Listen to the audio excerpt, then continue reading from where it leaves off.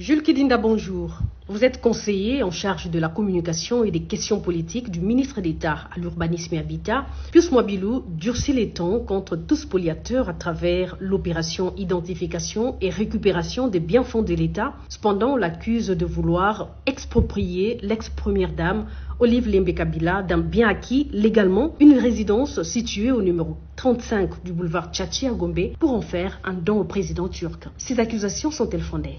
Je voudrais intervenir dans ce dossier pour apporter avec beaucoup de modestie ma petite contribution avec deux éléments importants. Premièrement, il ne s'agit pas d'un combat que le ministre d'État, ministre de l'Urbanisme et Habitat, Pius Mwabilou, livre contre une famille quelconque. Si ce bien est récupéré, ce bien n'ira jamais dans le patrimoine de Pius Mwabilou Mbayo. Ce bien restera un bien de l'État, c'est-à-dire un bien de tous les Congolais, de vous, de moi et de tous ceux qui nous écoutent, parce que c'est à cela que ce bien était destiné dès le départ. N'oubliez pas que ce bien figure de manière constante dans les répertoires du patrimoine des biens de l'État, avant même que Mwabilou arrive ici à ce ministère. Deuxième élément, j'entends brandir de la part de ceux qui tentent de défendre une acquisition régulière de la part de l'ex-première dame des certificats d'enregistrement. Il faut savoir qu'un certificat d'enregistrement n'a jamais été un acte translatif de propriété, c'est-à-dire ce n'est pas un document qui constate la transmission de propriété d'un bien qui appartient à l'État à un privé. Un certificat d'enregistrement, ce n'est pas son rôle là. Alors ce qui manque dans le dossier